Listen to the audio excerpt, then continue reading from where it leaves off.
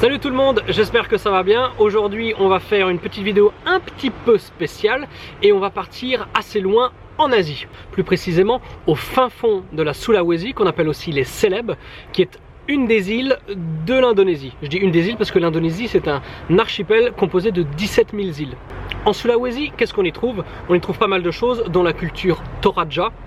Mais ce qui va nous intéresser aujourd'hui, c'est le petit périple que j'avais fait dans la vallée de Bada. Pour atteindre la vallée de Bada, prendre l'avion jusqu'à Jakarta. Ensuite, il faut prendre des vols internes en passant par Makassar, capitale de la Sulawesi. Remonter vers une autre ville qui s'appelle Palu. Depuis Palu, on prend la voiture pour 11 heures de chemin assez catastrophique. On arrive complètement au bout du monde dans un tout petit village qui s'appelle Bomba. Pas d'hôtel, il n'y a quasiment aucun commerce. On fait de la voiture, une heure, une demi-heure, trois quarts d'heure, ça dépend. Ensuite, on s'arrête et on marche à travers les rizières pour enfin aboutir sur les différentes zones dans lesquelles on trouve des statues mégalithiques qui sont encore inexpliquées. Donc c'est parti, je vous emmène. Et n'en déplaise à certains qui me disent que je fais des vidéos uniquement pour faire la pub de mes voyages, je n'organise pas de voyage pour aller voir ce lieu pour le moment. Allez, c'est parti.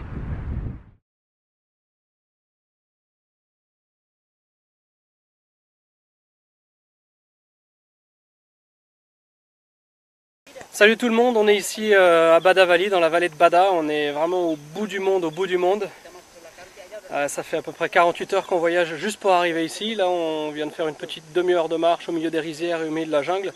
Et maintenant je vais vous montrer ce qu'on appelle les Galamba, qui veulent dire en indonésien tous les villages.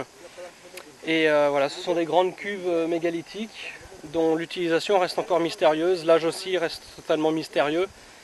Les locaux ne savent pas quand on leur pose des questions, mais en tout cas, elles ont le mérite d'être là. C'est parti. Alors là, je vous fais la vidéo en fait des plus impressionnantes. Vous verrez sur nos albums photos d'autres Galamba qui sont un peu moins impressionnantes, qu'on a vu avant à un autre endroit encore un peu plus reclus. Donc voilà, c'est vraiment énorme, il faut que je prenne du recul pour qu'on les voit. En termes de hauteur, on est à peu près à 1,50 m. Donc c'est pas du tout négligeable. Et là-bas il y en a une autre qui est encore plus grosse. A noter que c'est le seul endroit de la jungle où on marche sur de la roche. Je sais pas si vous voyez un petit peu, ouais. Donc il y a un chemin qui avait été créé, et voilà l'autre Galamba qui est encore plus grosse en circonférence. Et l'intérieur est totalement différent.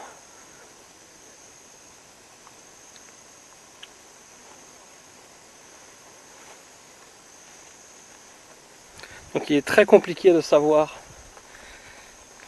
qu'est-ce que c'est, à quoi ça servait. En général, il y a beaucoup de... Vous savez comment ça fonctionne, il y a beaucoup de théories qui circulent sur l'utilisation, la datation, l'outillage.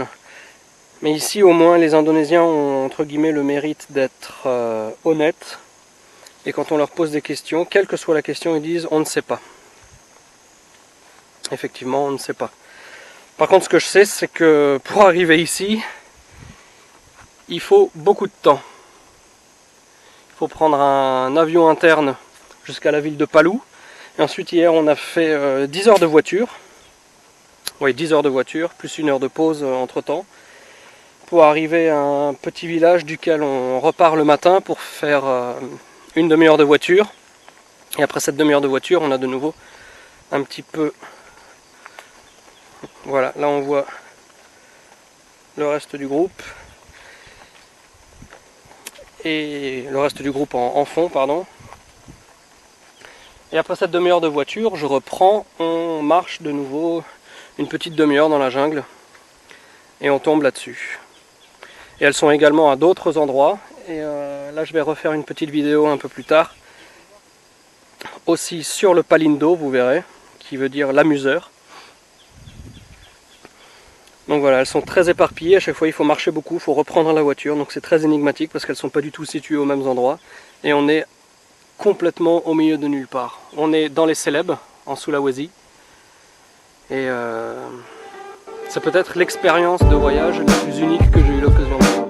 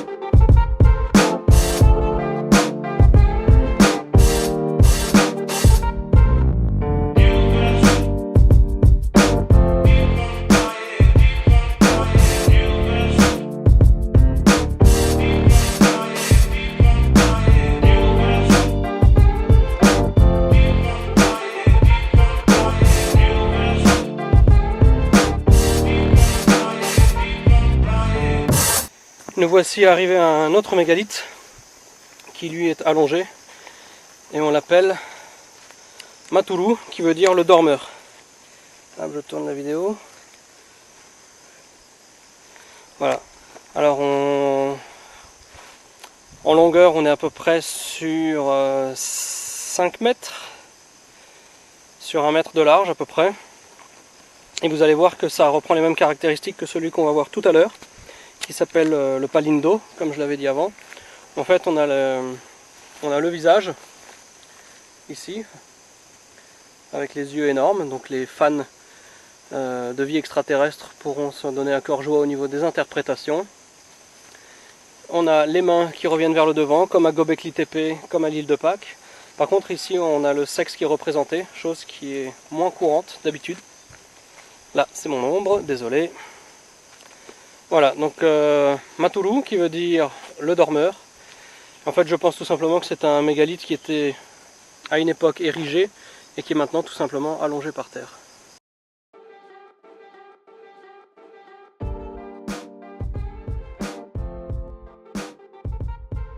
Donc je vais commencer par la maison traditionnelle qui est vraiment superbe à voir.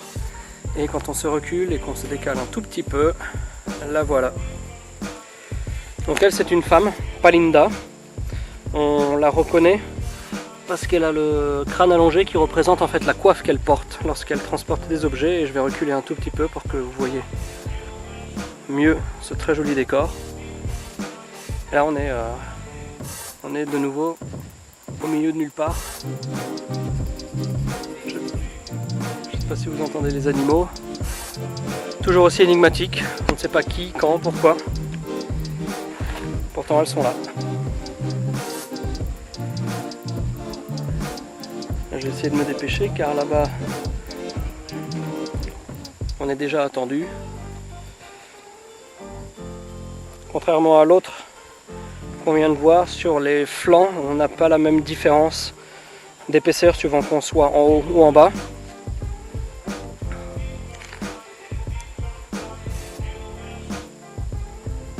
Voilà. Bon,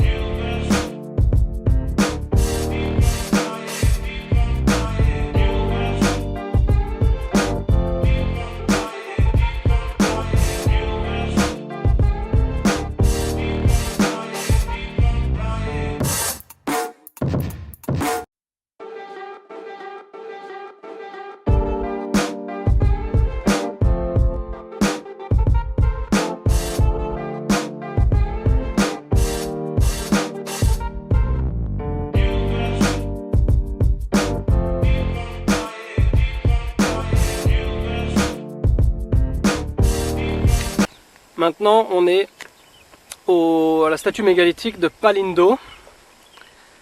Après pas mal de marches dans la jungle, après des chemins très escarpés qui ne convenaient pas au véhicule qu'on avait. C'est pas grave, c'est l'aventure. Mais voilà, donc vous allez déjà le voir derrière moi, la statue, et maintenant on va se rapprocher. Vous allez voir que c'est un petit peu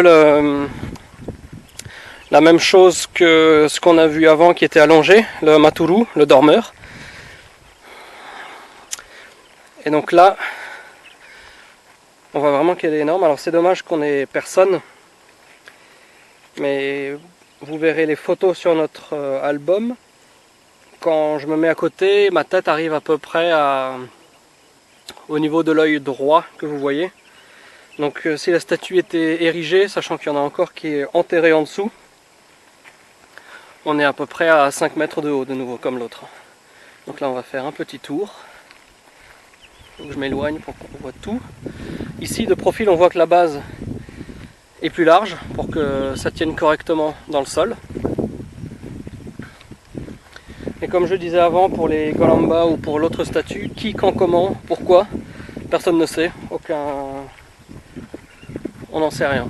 Donc voilà, en tout cas c'est ici, on est au bout du monde. Du moment où vous partez de chez vous au moment où vous arrivez ici, je pense qu'il y a... il va y avoir 3 jours de voyage en tout.